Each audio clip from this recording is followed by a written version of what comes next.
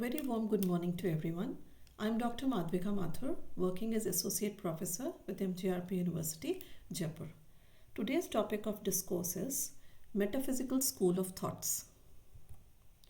The very first thing that comes to our mind is, what does the term mean?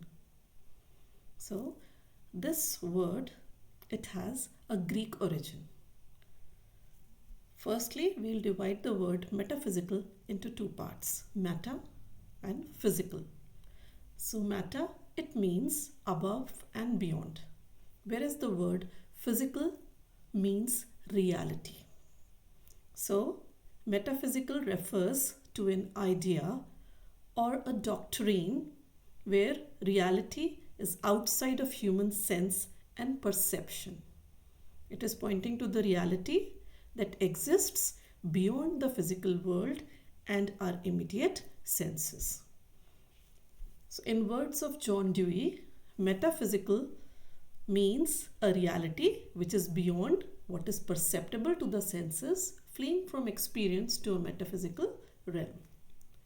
So now you will ask, what is beyond our senses? So it can be about the study of God, or it can be a study of God versus the Big Bang Theory. There are other terms as well that we can use for metaphysical. One is transcendental, then spiritual, supernatural, etc. Now, who was the one who used the term metaphysical for the first time, for the very first time?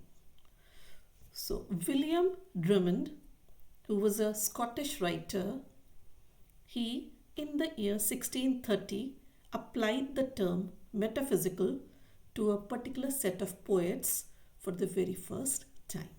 William Drummond.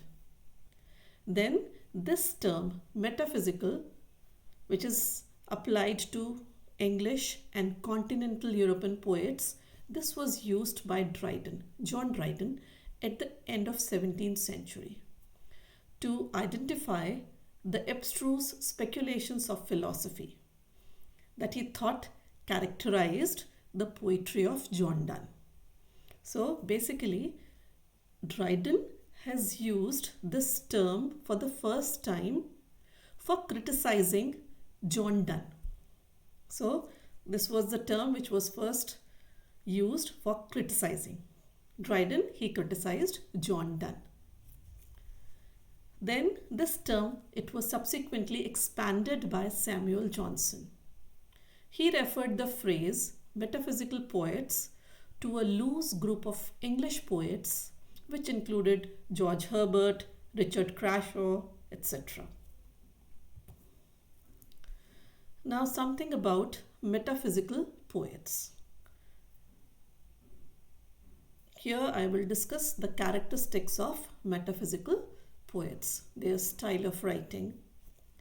So the metaphysical poets were men of learning, and to show their learning was their whole endeavor. They were intelligent people, men of wit, and to show their intelligence was their prime focus. They neither copied nature nor life, neither they painted the forms of matter. So metaphysics, it is a philosophical concept. The poets used to describe the things that were beyond the description of physical existence. So poets often used it in the form of argument to describe the intellectual or the emotional state of an individual. They deliberately inserted objects to make the audience think about the thing they had never imagined before. So these poets, they developed a poetic style in which philosophical and spiritual subjects were approached with reason, and often it concluded in paradoxes. So their approach was philosophical, and then it was through reason that it was explained, and the conclusion were normally paradoxical. What we thought of conclusion was not in that form. Now, certain features of metaphysical poetry. We'll be focusing on the features now. This type of poetry or particular poem, it begins with abrupt. It has an abrupt beginning, and they use unconventional imagery. The text which is used by the poet, it offers comparison of unlikely things, things that are very different and at times opposite to each other. They have nothing in common with each other, but the comparison is made between those things and are loaded with conceits, paradoxes, and irony. The text of these poems is based on wit and normally deals with serious questions. For instance, about the existence of God. Then, serious issues are discussed by the poets with a touch of humor, so that the intensity is not there. The poets, they try to lighten the intensity of the topic by adding humor in their work. The approach of the poet is argumentative. The poems are intellectually rich, based on realistic matter, and are rational. You're not going to see any sort of imitation. It is nowhere to be seen in the poem that they are imitating a particular poet or a writer. Originality is there. Originality is in their ideas. Another important trait of the poetry is concentration on a particular topic. The theme which is used by this poet is both secular and religious. So, metaphysical poetry, you will find the theme, it is based on religion as well as on secular issues. Normally, when you go through love poems, you see they are full of emotions and passions of the lovers. But in metaphysical poetry, the love poems, they betray deep emotions and passion. But these poems, they are tinged with sensuousness. They are going to appeal to your senses. And last but not the least, use of hyperbole. You will see hyperbolic statement throughout the poems. Now and then you will find element of hyperbole in the poems. Now I will tell you something about TS Eliot's view on the metaphysical poetry. Unification of sensibility, I'll start with this. So, who was T.S. Eliot? Eliot, he was the modern writer of 20th century. He won Nobel Prize for Literature in the year 1948 for his work, The Wasteland. I think you must have heard of the poem The Wasteland, and a number of you must have even read it. So, along with that, not only The Wasteland, which brought Nobel Prize, there was another essay named The Metaphysical Poet, which was written as a review to a work of Herbert J.C. Judson. He is a Scottish writer, and name of his work is Metaphysical Lyrics and Poems of the 17th Century. So Grierson, he had written this work, and T.S. Eliot did a review of this work in the form of an essay. So his essay is the review of this work.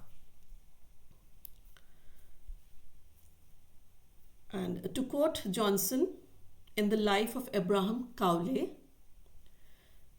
I'm giving a quotation of Johnson here. The quotation is, "The most heterogeneous ideas are yoked by violence together." So what did Johnson do? Johnson, he has criticized metaphysical poets for bringing heterogeneous ideas, different ideas together, bringing them together to yoke them together, even if violence was needed. So, what did Johnson do? He had bitterly criticized the metaphysical poets for bringing these heterogeneous ideas together. But what do we see? T.S. Eliot, he has praised the metaphysical poets for the same reason. Why did he praise him? He praised the metaphysical poets for bringing these heterogeneous ideas together. Okay, so one thing that he has given a review of Grierson's work in the form of an essay named The Metaphysical Poets. Second thing, Johnson, he had criticized these metaphysical poets for the most heterogeneous ideas that were yoked together by violence. Right? But what do we see? Eliot, he praises the metaphysical poets for the very same reason. Then there are certain features of the metaphysical poetry which was given by Eliot. So these features I have jotted down in the form of 6 points. The very first one is these metaphysical poets, they elaborate a figure of speech to the farthest point. For example, and he has proved his point of view by giving the example. First example is of John Donne's poem, A Valediction, where he compares the lovers to a compass. And the second example is of Cowley in his poem To Destiny, where he has compared the world to a chessboard. So you can see two different ideas, heterogeneous ideas, that have been brought together by the metaphysical poets. So this was something which had a very good impact or impression on Eliot, and that is why he spoke in favor of metaphysical poets. So first point is figure of speech which has been elaborated to the farthest point. Now coming to the second point, these poets, metaphysical poets, they use brief words and sudden contrast to produce the desired effect. And this was done, you can see in this particular line, a bracelet of bright hair about the bone. Again, bright hair and bone, they have nothing in common. To contrast, hair and bone, and these have been brought together. Third point is heterogeneity of material compelled into unity by the poet's mind. This we have already discussed in the previous slide twice. Fourth point is the language. The language which was used by these poets is simple and elegant. But when it comes to the structure of the sentences are not simple. The structure is complex. And this point Eliot has tried to prove by quoting Andrew Marvell's poem To His Coy Mistress. So it is the duty of a poet to show thoughts and feelings in a presentable way to create an effect. This is what Eliot adds. And the next very important point is unification of sensibility, which was also propounded by Eliot, where he says thought and feelings. He talks about fusion of thoughts and feelings.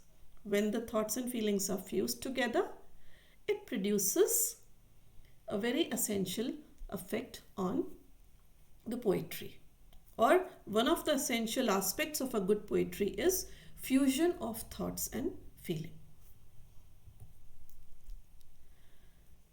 Now coming to some of the prominent poets of the time. Prominent metaphysical poets. The very first one is John Donne, January 1572 to March 1631. Second in the row is George Herbert, April 1593 to March 1633. Henry Vaughan, April 1621 to 1695. Thomas Traherne, October 1636 to September 1674. Andrew Marvell and Richard Crashaw. So these are the prominent metaphysical poets. I would like to discuss John Donne. He is the founder of the school of thought, and he broke away from the conventional style of writing of that time. He is considered as the most prominent, most important poet who aimed at reality of thought and a vividness of expression. He came out with the first one, which was in the year 1601, and all these 5 or 6 works, they are more or less of the same, they were composed in the same time period. Of the Progress of the Soul, Songs and Sonnets, these are the love poems, Air and Angels, A Valediction, Forbidden Mourning, and The Ecstasy. These are few poems which were written in the initial stage, and I will be discussing the poem A Valediction, Forbidden Mourning, composed by John Donne. I will not be going through the whole poem as it will take a lot of time. So my focus is on the last 3 paragraphs of this poem. So here, what do we see? First of all, I would like to tell you something about the poem. This poem, it was composed in the year 1611 by John Donne, obviously, on the occasion of parting from his wife, Anne More Donne. Anne More Donne is the name of John Donne's wife. So John Donne had certain business, so he had to go out for few weeks. So this particular poem was written then. And another thing about it is that it is a personal poem showing the pure love and devotion of the poet to his beloved wife. It is the poet, he is leaving for a few weeks, and there is a short visit to France. But this absence of few weeks, he is saying, may not be taken as an occasion of separation and lamentation. He forbids his beloved from lamenting. And his wife, she was not keeping well at the time when this poem was composed, and he had to go out. So the poet, he shows the uniqueness of true love, and that it can stand separation on account of mutual confidence and affection. He says, this is not a farewell to love, but an exposition of true and devoted love, which can stand temporary separation. So, coming to the text of the last 3 paragraphs. If they be two, they are two so, as stiff twin compasses are two. Thy soul, the fixed foot, makes no show to move, but doth if the other do. So what do we see here? Poet is talking about himself and his beloved, and he is making a comparison with a compass. Compass that you use, it has a fixed foot, and on the other foot, what do? You attach a pencil, and then with the help of the compass, we draw a circle. So here a compass has been compared to poet and his beloved. So one fixed foot is the beloved, and the other foot which is going to make that circle is the poet himself. So see this conceit. So if they be two, if there are those two legs, they are two so as stiff twin compasses are two. So here he's talking about the stiff two foot of compass. Thy soul, the fixed foot. Thy soul, thy here is referred to the beloved. He is addressing the beloved as the fixed foot. Makes no show to move, and the fixed foot, it remains at the same place. It doesn't move. Okay, so the fixed foot doesn't move, but doth if the other do. But it moves when the other foot it moves. And though it in the center sit, yet when the other far doth roam, it leans and hearkens after it, and grows erect as it comes home. Such will thou be to me, who must, like the other foot, obliquely run. Thy firmness makes my circle just, and makes me end where I begun. And though it is in the center sit, the second paragraph I am referring to. So in the center sit, what is he referring to? He is referring to that pointed foot of the compass. It will rest in the center, and the other foot is going to roam at a distance.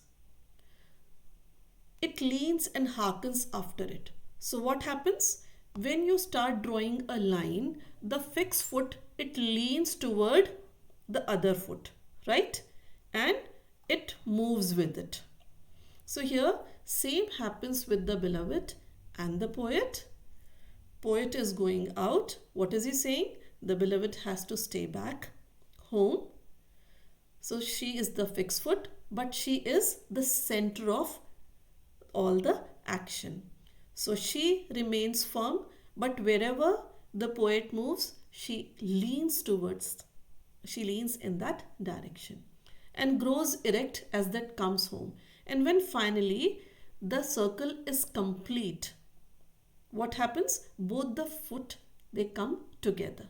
In the same way, the poet, after taking the circle or after completing his business, he is going to come back home, and two of them will be together again, erect and together again.